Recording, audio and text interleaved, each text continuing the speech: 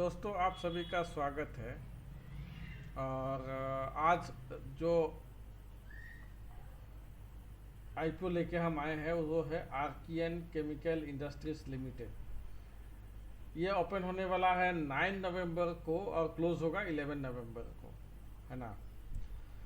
तो सबसे पहला बात तो ये है कि ये वाला जो कंपनी है ये स्पेशलिटी केमिकल बनाने में माहिर है और वो सेगमेंट से ये कंपनी आया हुआ है। तो पहले ये बताया गया है कि India's largest exporter of bromine and industrial salt, ठीक है। Company is leading speciality marine chemical manufacturer in India and is focused on producing the exporting bromine industrial salt and sulphate of potash. हम इसका website भी visit करेंगे, video थोड़ा लंबा होगा, बने रही है।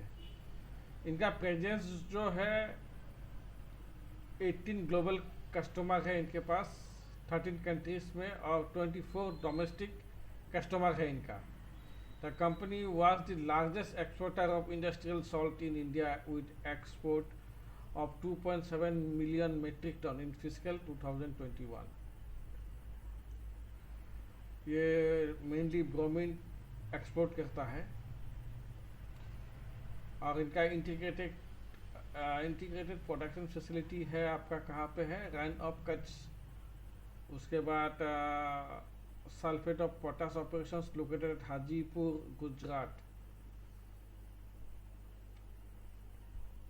इसका स्ट्रेंथ क्या है? Leading market position, expansion and growth in bromine and industrial salt, high entry barriers in speciality marine chemical industry.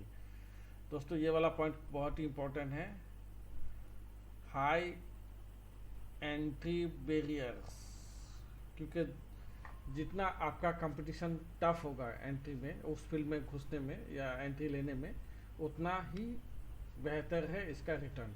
अगर मान लीजिए कोई कंपनी को बहुत सारा एनवायरमेंटल इशू और बहुत सारा प्रोसीजर फॉलो करने होते हैं, जिसकी वजह से एंट्री बैरियर इसमें इतना टफ होता है कि हर कोई उस सेगमेंट में नहीं जा पाता। तो इस पोजीशन के हिसाब से देखा जाए तो काफ़ी कम कंपटीशन उस एक अकेला सेक्टर में एग्जिस्ट करता है, जिसकी वजह से ऐसा कंपनी फायदेमंद होता है। तो ये वाला हाई एंट्री बैरियर्स है इसमें, ये मेरीन केमिकल इंडस्ट्री में। Establish infrastructure and integrated production with cost efficiencies, focus on environment and safety, जो आजकल हर कंपनी फोकस करता है। लार्जेस्ट इंडियन एक्सपोर्टर है, strong and consistent financial performance है ऑब्वियसली, मैनेजमेंट टीम एक्सपीरियंस है, promoter and financial investors in stakeholders, ठीक है। तो कंपनी फाइनेंशियल्स अगर हम देखते हैं, जैसे 3 साल का दिखाया जाता है, 19, 20, 21 का नहीं दिख रहा है। ओके, एनीवे देखते हैं, शायद गलती से ये 21 देना भूल गया ये लोग। प्रॉफिट आफ्टर टैक्स 19 में 39 था, 39 करोड़ .97, मतलब 40 करोड़ के आसपास था। और इनका बोरोइंग था उस टाइम पे 772, ये भी देखने वाली बात है। 31 मार्च 20 को इनका जो फाइनेंशियल ईयर से उसमें निगेटिव में था, बोरोइंग बहुत ज़्यादा था, 21 ही मानते इसको। तो इसमें 188 इनका प्रॉफिट हुआ, लेकिन बोरोइंग भी उतना ही था। तो हमें दिख रहा है कि जो बोरोइंग जो टेंडेंसी है वो लगभग स्टेडी है, लेकिन कम नहीं हुआ है। बाद में देखेंगे उसको, आरएसपी में देखेंगे डेब्ट इक्विटी रेशियो कितना है। ऑब्जेक्ट ऑफ द इशू देखिए, इसमें दोनों आएंगे, ओएफएस भी आएंगे और फ्रेश इशू भी होगा। जो फ्रेश इशू जो करेंगे शेयर्स, वो सेल करने के बाद वो पैसा जाएगा कंपनी के पास, और जो पुराना प्रोमोटर है वो अपना शेयर बेच के निकल जाएंगे, कुछ प्रोमोटर्स भी है। तो उनका ऑब्जेक्टिव यह है रिडीम्शन और आरडीआर रिडीम्शन इन पार्ट और full of NCD issued by the company. Non convertible जो डिवेंचर्स होता है जो कंपनी ने इशू किया है, वो उनको पेड करेंगे, या तो फुल्ली पेड करेंगे या पार्शियली पेड करेंगे। अगर एनसीडी के बारे में जानना है दोस्तों, एक बार बताइएगा, इसके बारे में भी वीडियो लेके आएंगे। जनरल कॉर्पोरेट पर्पस, जो आदर्श कॉर्पोरेट पर्पस होता है, उसके लिए भी ये यूज़ किए जाएंगे। इनका टेंटेटिव टाइम टेबल जो है वो 9 नवंबर को आएगा, 9 नवंबर को ये खुलेगा और क्लोज होगा 11 नवंबर को। अलॉटमेंट मिल जाएगा 16 को, और जिनको नहीं मिलेगा उनको 17 नवंबर तक पैसा रिफंड हो जाएगा, और जिसको अलॉटमेंट मिलेगा 18 तक उनके डीमेट अकाउंट में आ जाएगा, और 21 में लिस्टिंग डेट है। देखिए इसका फेस वैल्यू जो है वो 2 रुपीज़ पर शेयर है, और प्राइस बैंड जो है 386 to 407। अगर आपको अलॉटमेंट में या इसका एप्लीकेशन में या इसका आईपीओ के लिए जो अप्लाई करेंगे उसमें अगर आपको पार्टिसिपेट करना है तो आप कट ऑफ प्राइस पे इसको अप्लाई कीजिए। मतलब कट ऑफ प्राइस बोले तो आपका 407 होगा। 386 में आप अप्लाई करेंगे तो आपका एप्लीकेशन रिजेक्ट होने का चांस बहुत ज़्यादा हो जाएगा। सो इस बेहतर है आप 407 पे ही अप्लाई कीजिए, या तो कट ऑफ प्राइस पे अप्लाई कर दीजिएगा। मैंने बहुत सारे एप्लीकेशन देखे हैं जो लोअर प्राइस बैंड में भी करते हैं और उनका एप्लीकेशन रिजेक्ट हो जाएगा। एक लॉट में 36 शेयर्स मिलेंगे, और जो रिटेल्स होंगे वो ज़्यादा से ज़्यादा 2 लाख तक अप्लाई कर पाएंगे। इसमें देखिए इशू साइज जो है 1462 करोड़ का है, बहुत बड़ा इशू है आजकल के हिसाब से। जो मैं बता रहा हूँ ऐसा नहीं है, आज के हिसाब से मतलब नॉर्मली आमतौर पर 500-600 करोड़ का होता है, लेकिन ये 1462 करोड़ का है। फ्रेश इशू से इनको पैसा मिलेंगे 800, एंड ओएफएस के हिसाब से मिलेगा 657 करोड़। इसमें क्यूआई भी 75% रहेंगे, एनआईआई जो होगा उनके लिए 15%, एंड रिटेल्स जो शेयर धारक है उनके लिए 10% रहेगा। उसके बाद देखिए दोस्तों, ये है आपका लॉट शेयर्स जो है। देखिए रिटेल जो है मैक्सिमम 13 लॉट अप्लाई कर सकते हैं, उनका जो कॉस्ट आएगा 1,90,476 रुपीज़ आएगा। जो HNI है हाई नेट इंडिविजुअल्स, जो मिनिमम है और जो स्मॉल, ये देखिए HNI का कोटा पहले पता नहीं था मुझे, ये भी नया दिखने को मिल रहा है। HNI small and HNI big. जो HNI हाई नेट इंडिविजुअल्स जो है वो स्मॉल जो होंगे वो 14 लॉट अप्लाई कर सकते हैं, 2,05,127 रुपीज़ का। और जो बिग HNI है, जो बिग हाई नेट इंडिविजुअल्स है, वो 69 लॉट, याद रखिएगा 69 लॉट मीन्स 2484 शेयर्स के लिए अप्लाई कर सकते हैं, और उनका कॉस्ट आएगा 10,10,988। तो आप डिसाइड कर लीजिए, अगर आप HNI कैटेगरी में है तो आप वहाँ पे कर सकते हैं। दोस्तों देखिए एक चीज़ जो मैं बहुत ही ज़्यादा देखता हूँ वो है डेब्ट टू इक्विटी रेशियो, है ना।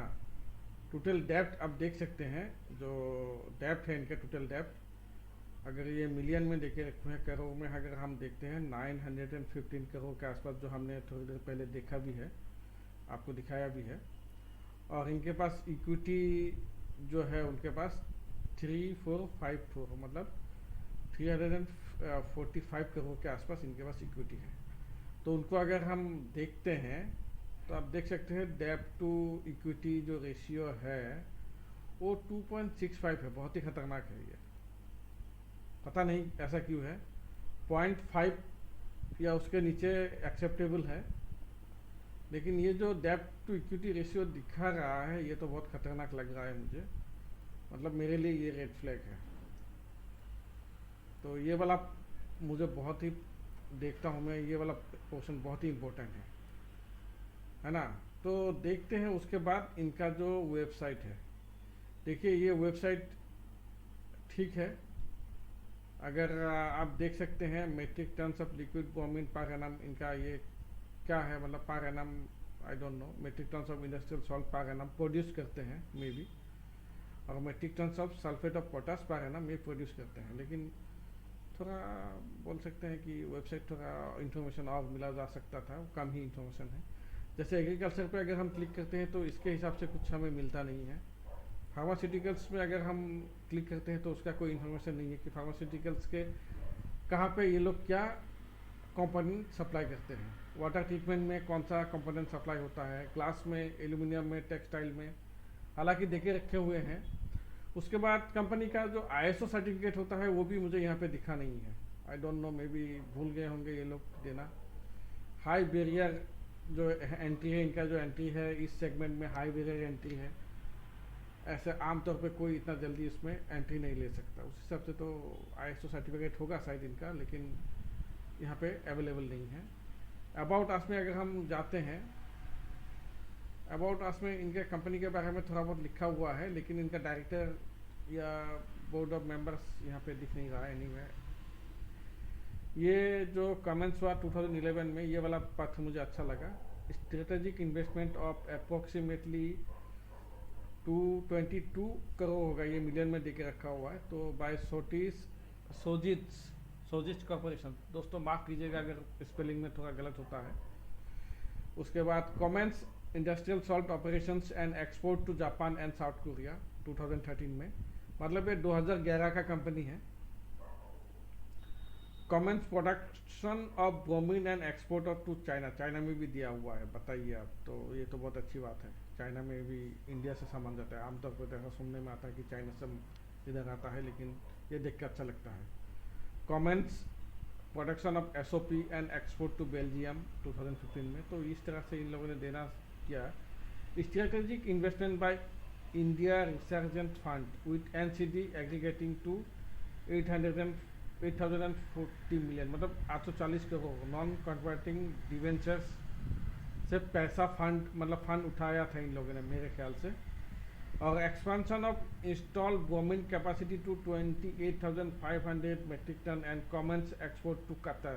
ओके, तो पैसा भी काफ़ी उधारी इन लोगों ने लिया है, और जो काफ़ी जगह पे ये लोग साइड इंडस्ट्री खोला होंगे। प्रोडक्ट अगर देखते हैं तो सिर्फ 3 प्रोडक्ट है। देखिए, ब्रोमीन है, ये reactive halogen with a wide range of uses from fire retardant to disinfectants. Sulphate of potash K2SO4, सबको पता है ये formula. Industrial salt sodium chloride, हम जो खाते हैं शायद वो इंडस्ट्रियल सॉल्ट ही है, सोडियम क्लोराइड ही हम लोग खाते हैं, जो नमक है। Industrial salt is a base chemical which is highly used across industries from glass manufacturing to case harden steel. Okay, यहाँ पे अगर हम 9 मोर में जाते हैं तो देखिए मॉलिकुलर वेट भी यहाँ पे मिल रहा है। रिएक्टिव हेलोजेंट है, it is in liquid state at standard temperature and pressure पे है। उसके बाद अपलोडिंग प्रोसीजर्स कैसा है, MSDS जो होता है मटेरियल सेफ्टी डाटा शीट होगा, ये देखना है क्या, देखते हैं एक बार। अच्छा, इसका भी PDF ये है, यही होगा क्या? नहीं नहीं नहीं नहीं नहीं, चित्र खोलना पड़ेगा। Anyway, I will check it later on. उसके बाद देखिए यहाँ पे जो है आपका स्ट्रीमिंग आउट प्रोसेस, 2 प्रोसेस दिख रहा है यहाँ पे, और एक है blowing out process. Well brands of China bromine sea water China bromine, मतलब ये जो है ये फ्लो, ये वाला प्रोसीजर जो यूज़ होता है चाइना के लिए यूज़ होता है। ये वाला आप देखिए, sea water from Dead Sea water from Rann of Kutch India and well brands from Arkansas, ये USA का है। तो ये वाला प्रोसीजर जो होता है ये US, इंडिया एंड डेथ सी वहाँ पे यूज़ हो रहा है, मिडिल ईस्ट पे। और ये वाला जो प्रोसीजर्स है they are using this one blowing out process जो है, ये this one is used in China, may be other places also, बात यहाँ पे यही दिखाया गया है। एक है streaming out process and the other is blowing out process. उसके बाद अगर हम जाते हैं प्रोडक्ट्स में, फिर से वापस जाते हैं, sulphate of potash to know more, यहाँ पे देखते हैं molecular weight 174.26। Okay, SOP is extracted from mixed salt that precipitated after the precipitations of halite from sea water. Okay, इनका ये प्रोसीजर है कैसे ये बनाते हैं। और फिर से हम जाते हैं प्रोडक्ट में, इंडस्ट्रियल सॉल्ट जो देखे ये लोग concentrate brine from the sea using the power of the sun in large ponds to crystalline and harvest industrial salt। जो हमें टीवी में कभी कभी देखने को मिलता है, बहुत तालाब जो बड़ा बड़ा तालाब होता है वहाँ पे पानी सुखा के वहाँ से सॉल्ट एक्सट्रैक्ट किया जाता है। आप देखिए ये जो पूरा का पूरा गोदाम है ना, मतलब फील्ड में सुखा के यहाँ पे इकट्ठा कर रहे हैं और रिफाइन करके फिर बस्ते में डालते होंगे। यह वाला आप देखिए, ये वाला इनका फील्ड होगा, शायद किसी तरह का मैन्युफैक्चरिंग हब होगा जहाँ पे यूनिट बनता है, मे बी, आई थिंक, क्योंकि यहाँ पे ज़्यादा कुछ लिखा नहीं है। तो प्रोडक्ट में अगर हम जाते हैं तो सिर्फ 3 प्रोडक्ट ही इनके पास अवेलेबल है। तो अगर ये इसमें दिया जाता, जैसे होम में है कि जो इनके पास से सामान निकलता है वो सामान आपका एग्रीकल्चर में कहाँ कहाँ यूज़ होता है, फार्मास्यूटिकल्स में कहाँ यूज़ होता है, वाटर ट्रीटमेंट में कहाँ और कैसे यूज़ होता है, टेक्सटाइल में कहाँ और कैसे यूज़ होता है, ग्लास के कौन कौन सा कंपोनेंट के लिए ये कौन सा वाला केमिकल इनके वहाँ से जाता है, स्टील में कौन सा जाता है, तो और भी अच्छा लगता है। और यहाँ पे अगर देखिए कहाँ कहाँ कंट्री में अगर हम जाते हैं तो उसमें वो नाम नहीं आ रहा है ना, वो भी आता तो मज़ा आ जाता है। एनीवे, सिर्फ 3 प्रोडक्ट के साथ ये लोग इतना बड़ा कंपनी खड़ा किया है, हालांकि इनमें डेप्थ भी बहुत ज़्यादा है। तो इसमें अप्लाई करना चाहिए या नहीं चाहिए वो आप खुद देख लीजिए, लेकिन इतना ज़्यादा डेप्थ होता है तो मुझे तो डर लगता है। I will check it, I will wait, और देखेंगे लिस्टिंग के बाद क्या होता है, उसके बाद डिसीजन लेंगे, लेकिन फ़िलहाल तो मैं शायद अवॉइड ही करूँगा इसको। तो दोस्तों, ये एक वीडियो था जो information purpose and educational purpose से बनाया गया था। अगर आपको वीडियो अच्छा लगा है तो लाइक कीजिए, चैनल को सब्सक्राइब कीजिए, ताकि आने वाले टाइम में अगर कोई वीडियो डालता हूँ तो आपको उसका नोटिफिकेशन मिल जाए। तो मिलते हैं अगले वीडियो में, तब तक आप अपना ख्याल रखिए।